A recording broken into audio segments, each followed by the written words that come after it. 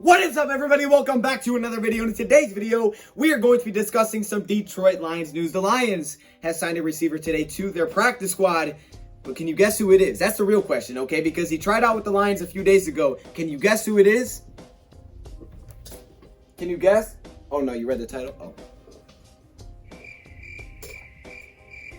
I guess let's just roll the intro then. No, I got to shout out DoseOfDion, man, because it was actually the first time I went live on YouTube. And, guys don't know DoseOfDion. He put out a lot of good content for the Detroit Lions. What is up, everybody? Welcome to another video. Glad you guys are here. And yes, we're talking about Mohamed Sanu, who has just been signed to the Detroit Lions practice squad. What are we getting in Mohamed Sanu? What's the reason for signing him? And will we get to see him on the field? Those are the three questions we're going to be answering in today's video. Now, okay, I know this is what some people are thinking. They see this signing initially. They see this, and they're like, oh goodness, another former Patriot. I know a couple of people are saying that. Don't even lie. If you're saying that, put it in the comments because I know you're thinking that to yourself. And yes, while technically he is a former Patriot, as 2019 he spent about half the season with New England, he has not spent any time with Matt Patricia. So keep that in mind, okay? When he was with New England, Matt Patricia wasn't there, okay? Matt Patricia hasn't been in New England since 2017. So they didn't spend time together, right? There's no connection there. The one connection that Mohamed Sanu has with the Detroit Lions is through a player, and that is Marvin Jones Jr., who looks like he's going to be our number one receiver with Kenny Golladay out. So if Mohamed Sanu does get on the field and he can play across from Marvin Jones Jr., it'd be just like old times. They're just a little bit older now and maybe not the same players they used to be. But who knows? I don't think Marvin Jones Jr. wants to hear that. I really don't. If you remember Marvin Jones Jr. from last year against the Vikings, okay, well, he's got a shot to play the number one receiver. So I don't want to speak too soon because he might just go off in this game, and I would absolutely love that. But let's talk about Mohamed Sanu, okay? Why did the Lions sign Mohamed Sanu to their practice squad? What is the point? Well, this 31-year-old receiver is basically, to me, a security blanket as of now. Jamal Agnew is dealing with an injury right now. He's dealing with an injury. He hasn't participated so far in practice this week, so it looks like he's not going to play this weekend.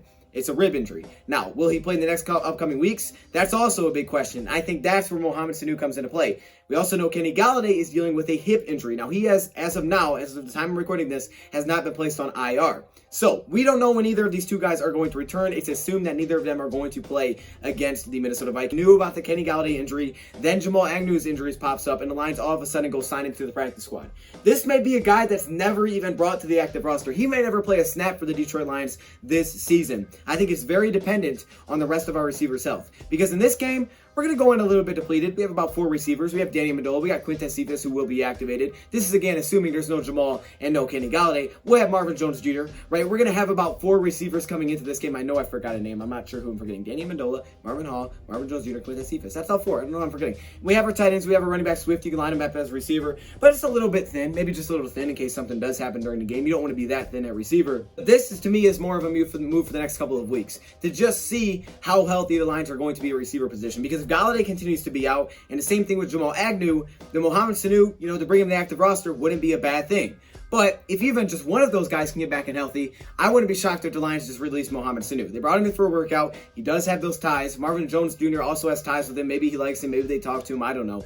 But either way, I think it's just a safety blanket as of now that, hey, if these injuries don't go away, they can't get healthy soon, then we'll sign him to the active roster. So as of now, he's just kind of sitting there, and he's just kind of a safety blanket for the Lions. And there's really no concern of anyone else stealing him from our practice squad because, he's been available as a free agent. No one picked him up. So, there's really not big of a concern there. If someone does, and I guess they do, but there's not much of a concern. This season, Mohamed Sanu really hasn't had any production. He's played in 3 games with the 49ers, but he's only had 1 target. Now, he did catch that pass, so he's 100%, which is really good, but he really hasn't done anything this year.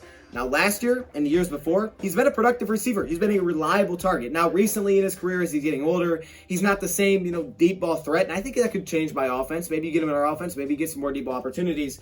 But he's not really the same guy he used to be. But he is still a reliable option. He's a very reliable option. And when he was with New England specifically, they used him a lot as that underneath route. The guy that would step in and they would take some shots downfield, but he would be the guy that kind of just pull underneath of the play. And if, Tom Brady didn't have anything deep, he would dump it off to Mohamed Sanu. They would run screens to him. Just short little quick routes. Just quick hitters. 5, 6 yards, sometimes 7 yards, and that's why his yards per reception for a receiver are kind of low. It's only 8.8. He wasn't a deep threat recently. Now, if you go back to earlier in his career, that's a different story. You go back to when he was with Cincinnati, early in his career with Atlanta. If you go back to that, it's a different story.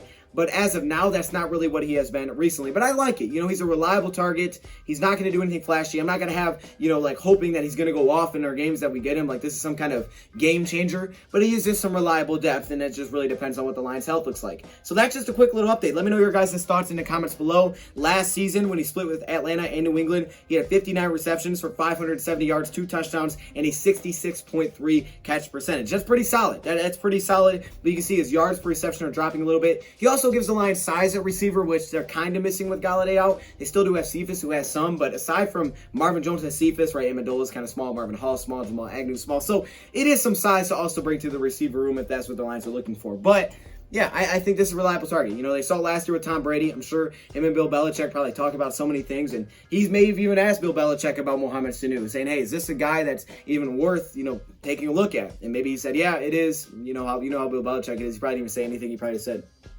you know, something like that. And somehow Matt Patricia, you know, they're probably FaceTiming each other, because if he was calling him, he would have no idea. They were probably FaceTiming each other, and Bill Belichick was just like, I have to do it now. Who's that? and it's like, okay, well, there you go. That's all I needed. It's like a 3-second phone call. It's a boring phone call. Don't call Bill Belichick. It's boring. That's why I don't do it. I would, but I don't do it because of that. But anyways, I made that mistake before. No, I don't know what we're talking about. But still, Mohamed Sanu has been signed to our practice squad. We'll see if he ever gets activated for the Detroit Lions. But I like it. I mean, I'm not surprised by this move. It's just something light. It's something light. You know, it's just a nice little security option the Lions have on the practice squad now, and we'll see if he ever gets activated. But hopefully the Lions can get healthy, and maybe that's not the case. So we'll see. Let me know your thoughts, comments below. We'll be back later with the offense game plan and a prediction and the injury report. We'll see. I'm going to see how I'm going to break those videos up today. Thank you for watching, and I'm out. Are you kidding me right now? I had to put my helmet on for this one. Are you kidding? Look at this. Look at all these members. What? Yo, hey, shout out to all the members, man. Look how many All-Pro members there are. Like, literally, it's the whole screen, dog. This is crazy. The patrons, of course, the Hall of Fame members, man. Y'all got the gold color. It's kind of yellow, but it's supposed to be gold. Shout out to all the members, man. If you want to be a part of this, all you got to do is join the channel. But there are perks that come with it. Stay locked in the community tab if you are a member, because that's where a lot of information comes out. I appreciate all of you. What?